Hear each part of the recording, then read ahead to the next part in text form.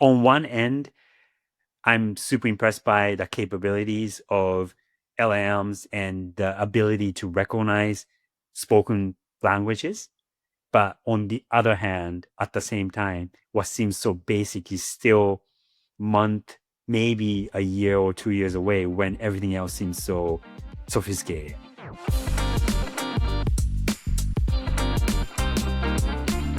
Welcome to Culture and Code, a podcast about the biggest shifts in culture and tech. I'm Rei Inamoto, a creative entrepreneur and founding partner of I&CO, a global innovation firm based in New York, Tokyo, and Singapore. And I'm Tara Tan, managing partner of Strange Ventures, an investment firm focused on the future of computing. So Tara, how's your weekend? Long weekend? Good. We went to Big Sur. That was really nice. Yeah, we did. Have you been? I have been. I used to live on the West Coast in San Francisco. So Yeah. Big definitely brings back good memories. Yeah, it was magical. We brought our kids, our Yeah. 3-year-old and 4-year-old, and they had a blast. It was like the Oh, wow. river, the ocean. Yeah, it was amazing. So is the Labor Day weekend considered the last weekend of summer in California? I guess so. I feel like it. Or I feel like we, because the weather is so cold in the summer in San Yeah. Francisco, it really gets warm Ironically. around September, early October. So it Yeah. feels like we're entering summer now, but school's in season. But that's the surprising thing about living in such a temperate place. It's Yeah. like the weather's kind of consistent all the time, so we don't really have seasons. I So it know. feels like we're constantly in flow. I don't know. I kinda like it. lived in San Francisco for 5 years, and I kept waiting for summer to arrive. And I See when waited it's 5 there. years, and it never came. So I moved back to New York. There's like 2 weeks of like hot summer. Yes. Yeah. And Indian summer, usually like I'm in like, October, right? yeah, and usually by then I'm, that's enough for me. Oh, yeah. No, but I did appreciate the lack of humidity on the West Coast. New York Yeah. summers are brutal. If you don't have AC, it's brutal. Yeah, but I mean, I was in Japan this summer, and Yeah. that was way more brutal than New Really? York. So, Oh my goodness. I mean, New York felt like a breeze, quite literally a breeze. Wow. So, yes. So the Labor Day weekend is over. My kids are not quite, well, one of them is back in school. The other one is still at home. So a couple more days, and he'll be back in school. So the summer is over. So the first episode of the fall, and this is going to be our third episode, the topic that we're going to talk about is intelligence as OS.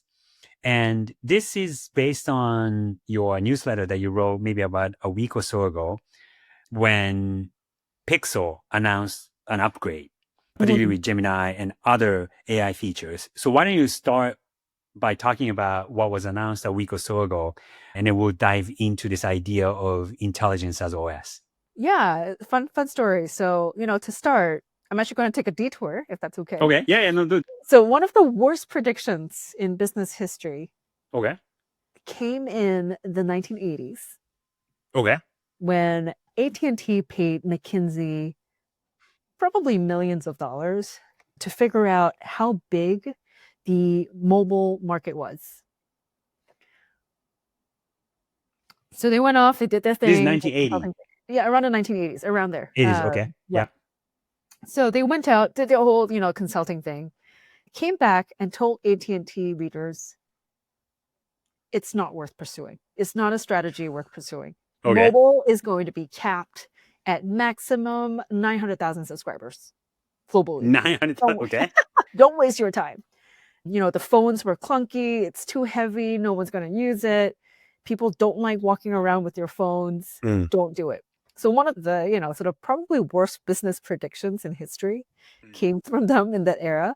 It probably cost AT&T $12 billion to get over that. Oh, wow. Yes. How long, do you happen to know how long it took for AT&T to realize that I think it was about 5 years. Yeah. So I don't know exactly. About 5 years after that disastrous report, they realized that they were totally wrong. So they ended up going on a buying spree and buying other little startups that started going after the strategy of, sprouting up cellular networks, basically for mobile. So it took them about 5 years before they realized, they were disastrously wrong, and so went after the other strategy. But I wanted to say that because, predictions are interesting because they can go absolutely right or absolutely wrong, and absolutely wrong can actually be very costly.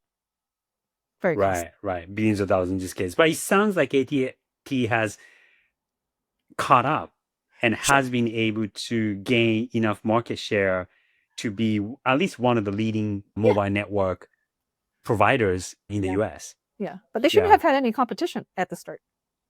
Yeah. We're biggest by far. But yes, Yeah. anyway, it's a fun story about chasing down wrong, sort of the wrong path or wrong streets or wrong road. Yeah. And the takeaway I did when I was researching this piece is, it's easy to get it wrong, right? It's easy to get it wrong. And the thing with data is that it is a past pattern predictor and not the future. It predicts the past well, but not the future.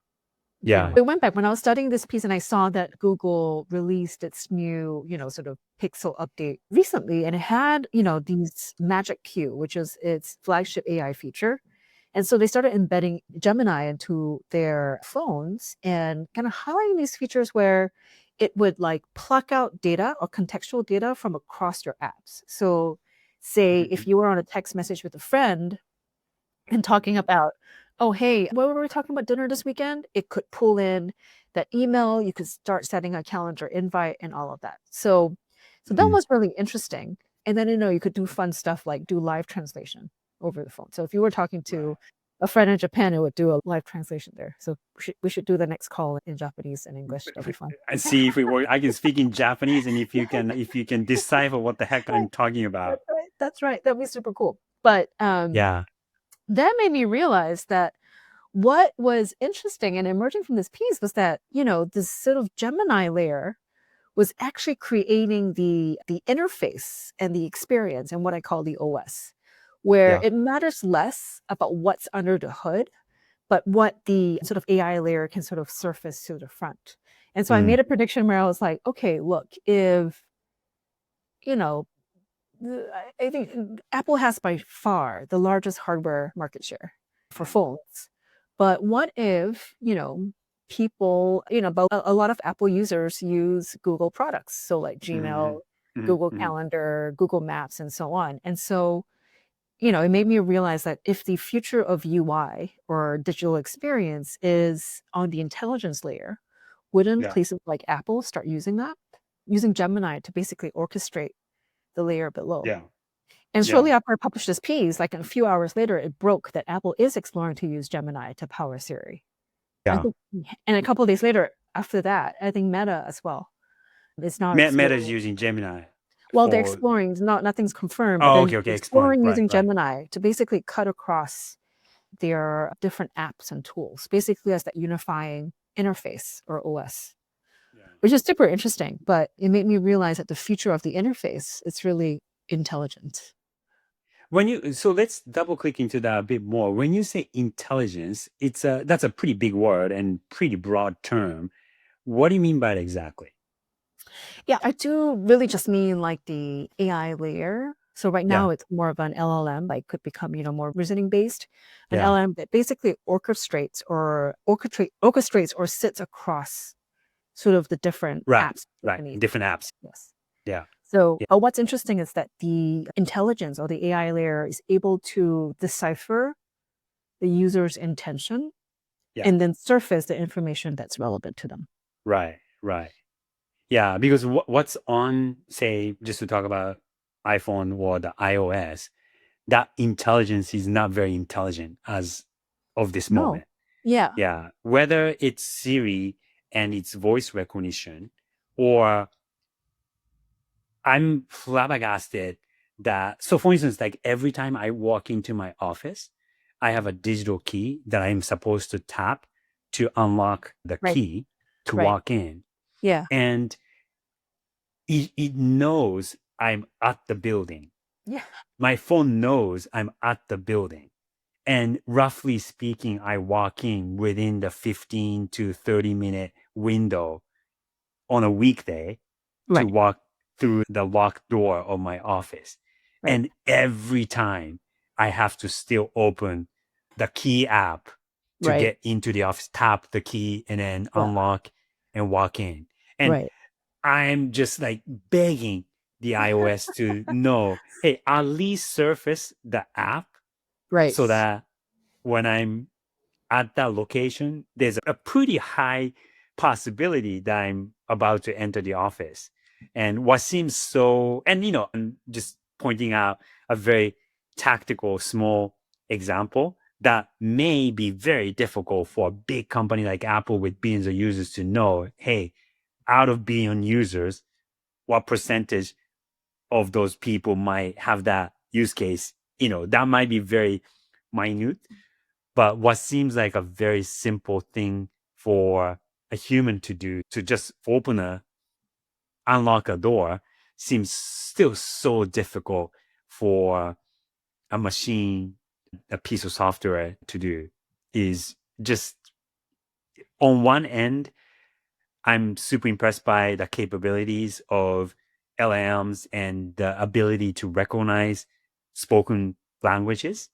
But on the other hand, at the same time, what seems so basic is still month, maybe a year or 2 years away, when everything else seems so sophisticated.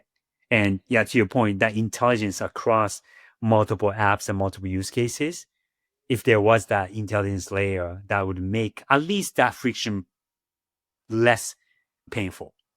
Yeah. I mean, technically, it's not hard to do. You can do it, right? I mean, whoever that maker is can make it happen. It's just, not a priority. But, kind of going up one level to the broader point, which is like, Apple's entire use of iOS App Store ecosystem assumes that we will always want more apps, right? There's always going to be more apps for different niches. I mean, how many apps do you have on your phone right now? Oh, dozens and dozens. Yeah, dozens, maybe even hundreds over the last, 10 years. I think I got my first phone, probably the iPhone 4, I want to say. I'm now on like 15 or 16, so it's like 10 generations of a phone. I probably downloaded maybe 1,000 apps more, right? I mean, the entire premise is built on top of this ecosystem. Yeah. But what happens when intelligence becomes the OS and you don't need the App Store anymore? Right. Right?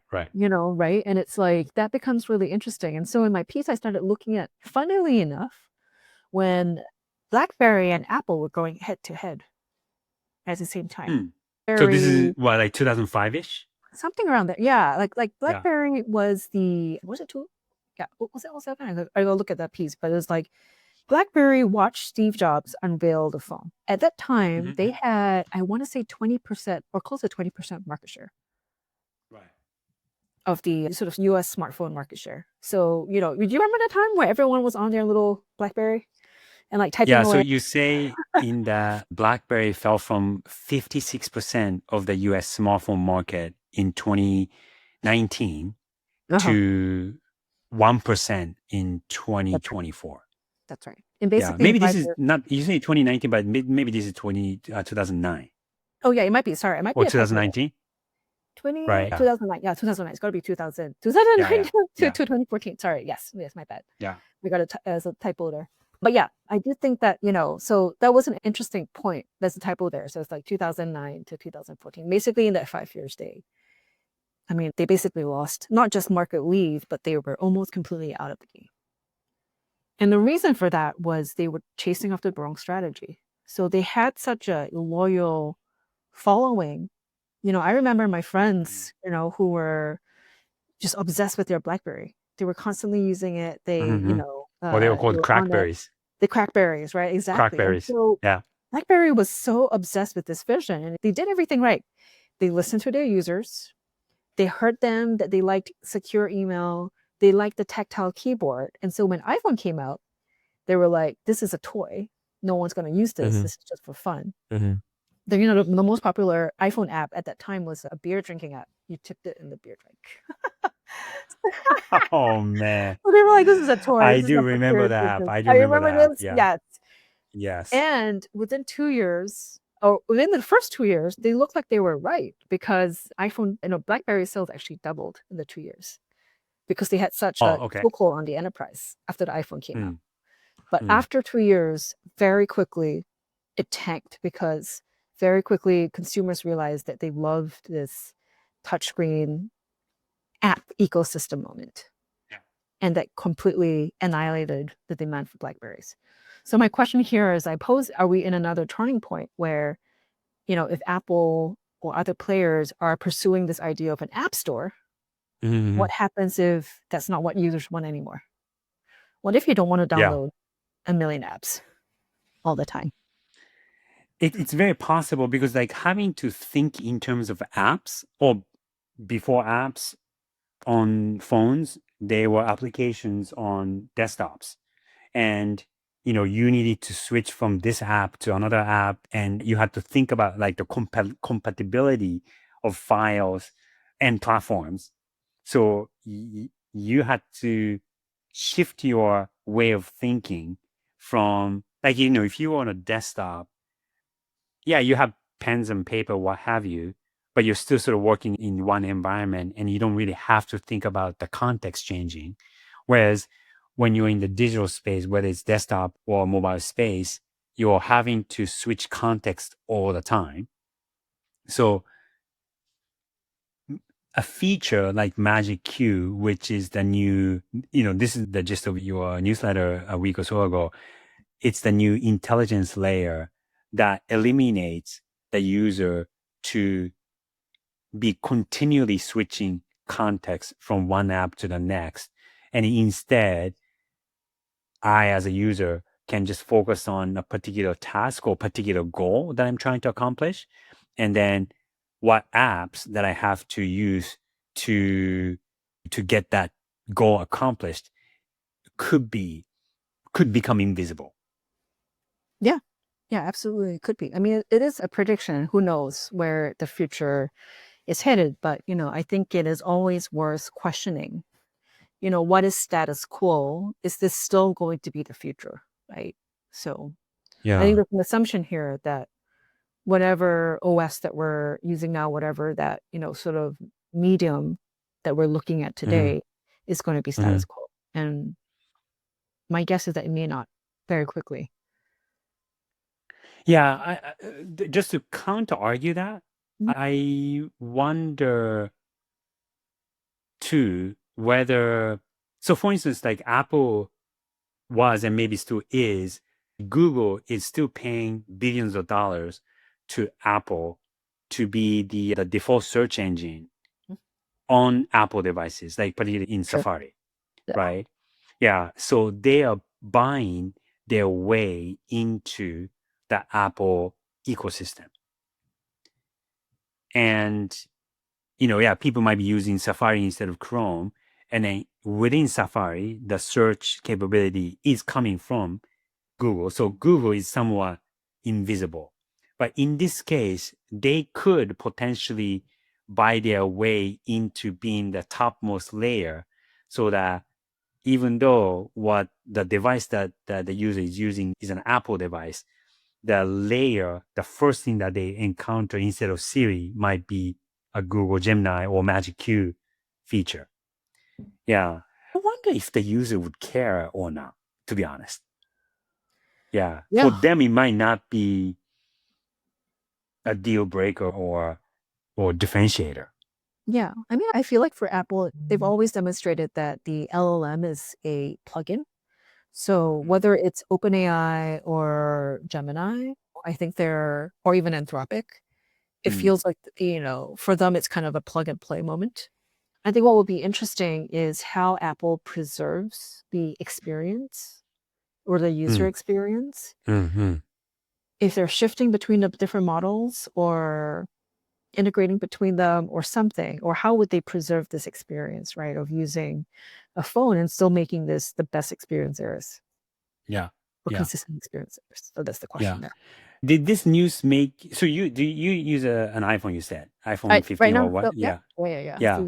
But did this news make you want to switch potentially to? I consider it. I don't think it's mature enough yet. I still do enjoy the experience of the iPhone right now, the interface Yeah, and all the little yeah, micro interactions.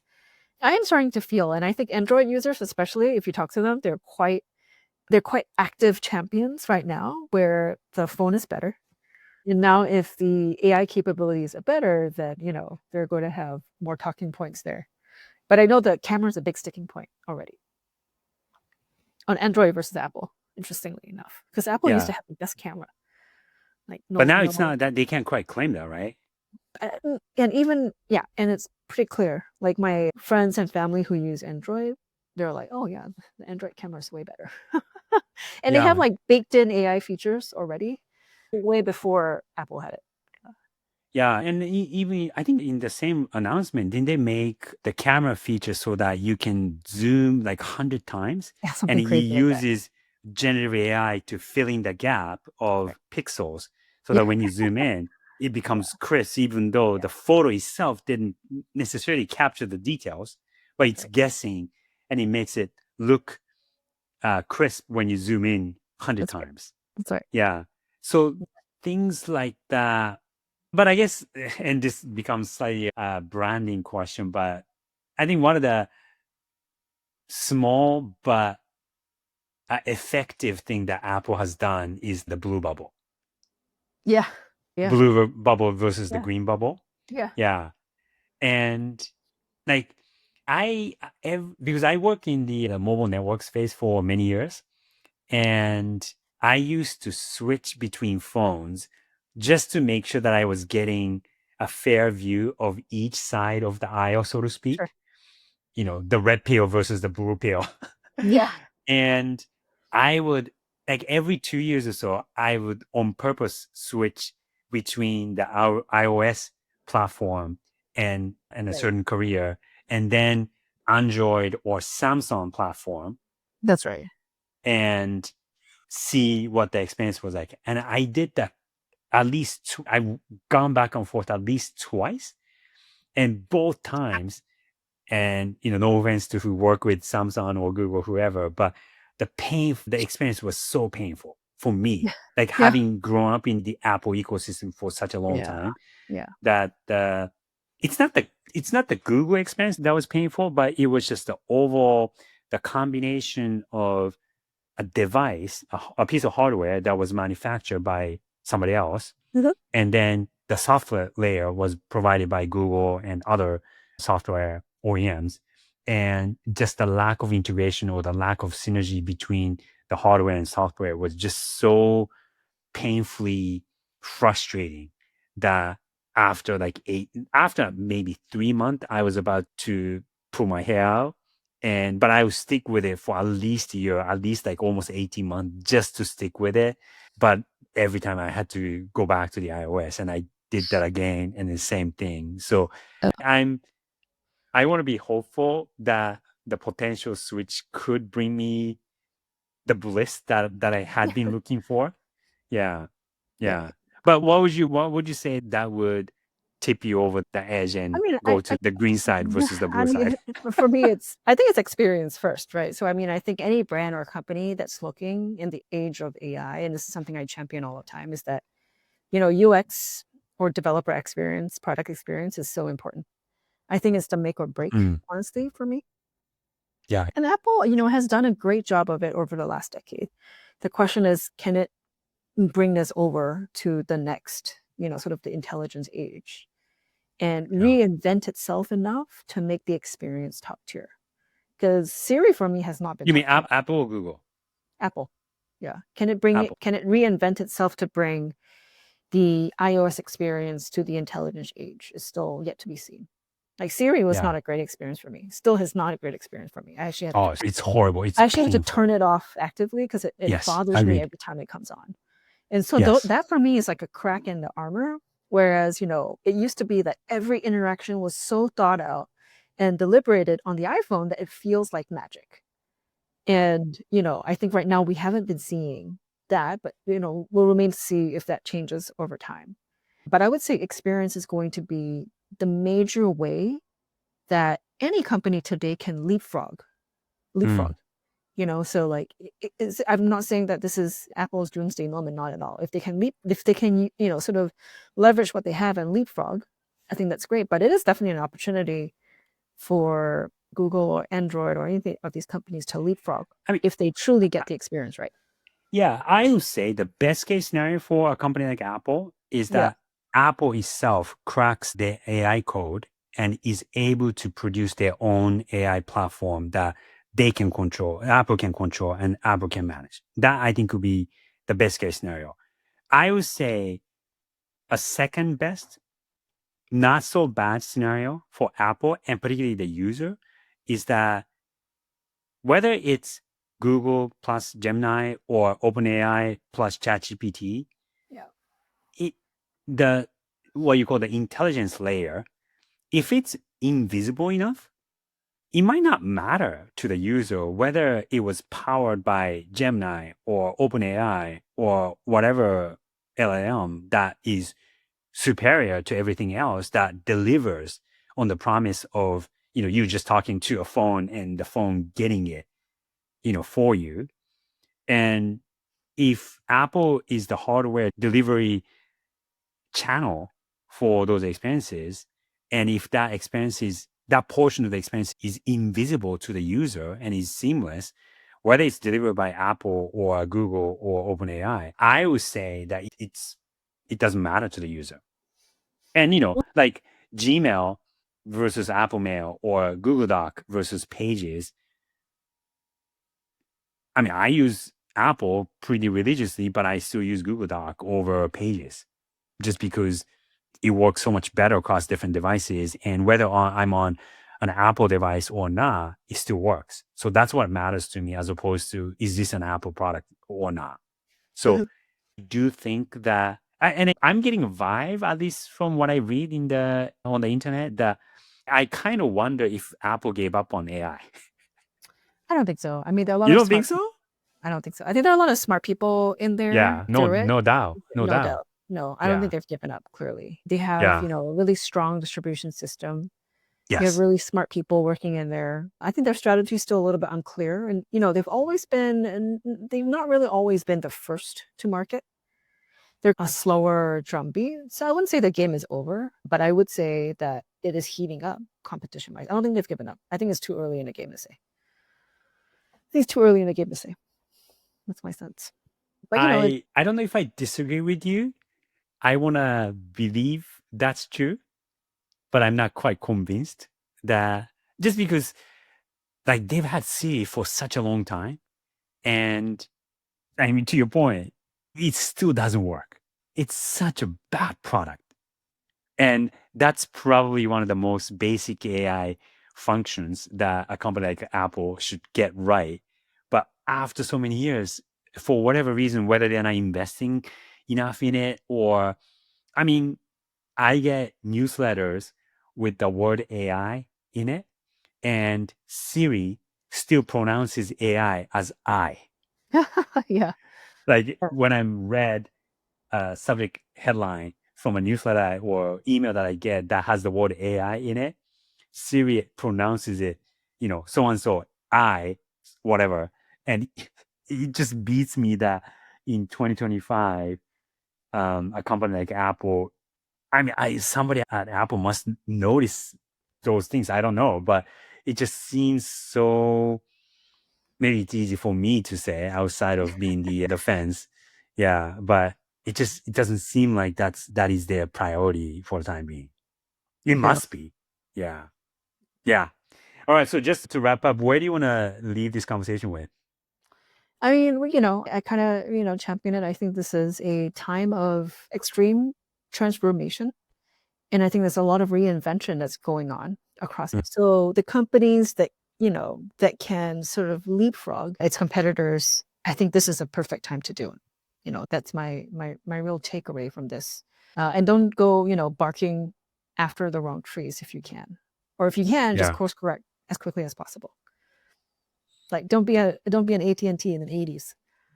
Don't be an AT&T and in the 80s and in 2025. What was the mobile space back in the 80s that AT&T and McKinsey got so wrong? I mean, today everybody's saying, AI is it, AI is it. But do you think there's anything else that we may be saying that, oh, you know what, this is not an opportunity, and then 5 years, 10 years from now, that it becomes a massive opportunity? I Do think you see anything like that? it's constant. I mean, my entire job is Yeah. tracking these inventions, right? So Yeah. like as an investor, right? That's my day job. There are many. There's a lot of things going on. Name one. Name one. What other like Energy. AI is such a big Yeah. space, but yeah. Energy is a big one. So I think I wrote about this as well, where it was like, AI's main bottleneck, at least in the US, it's not about data centers, it's about power. It's actually about energy. We're actually running out of energy. The US's energy grid was built for homes, not for industrials.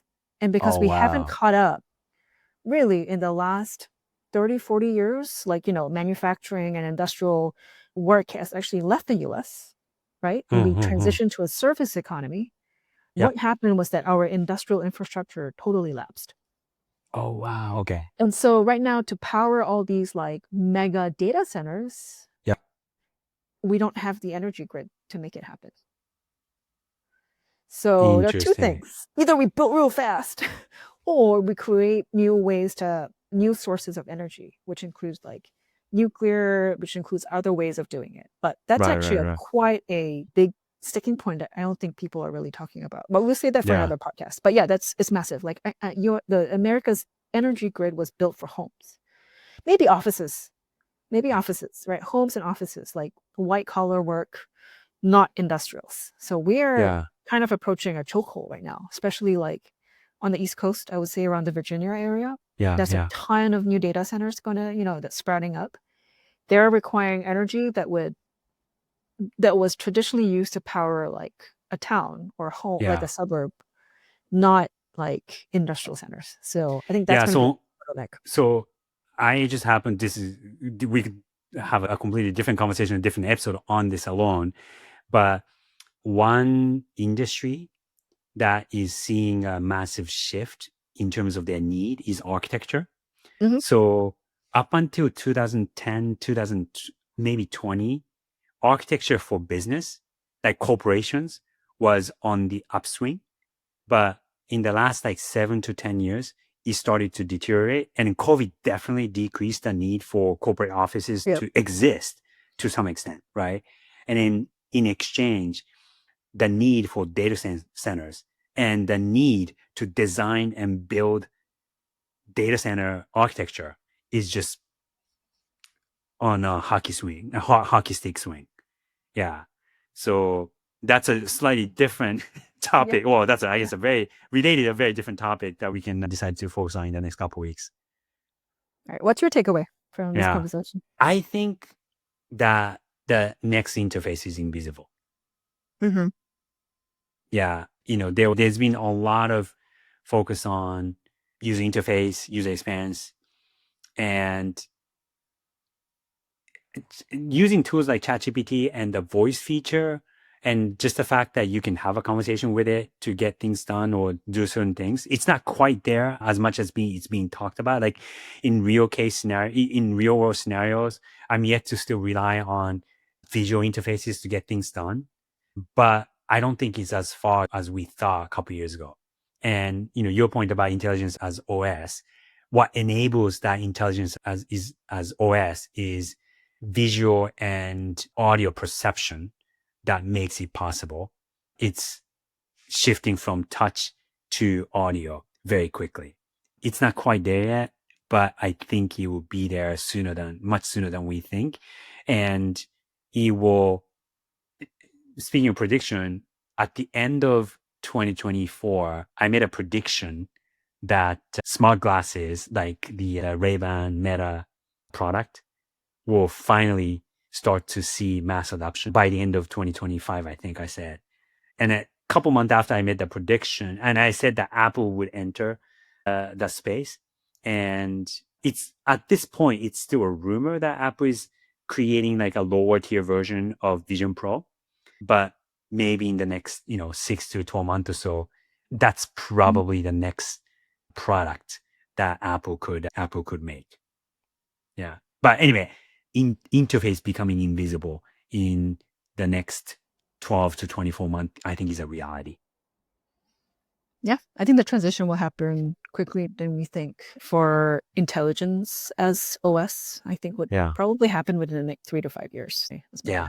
So very quick. Well, but think of the corresponding industries, right?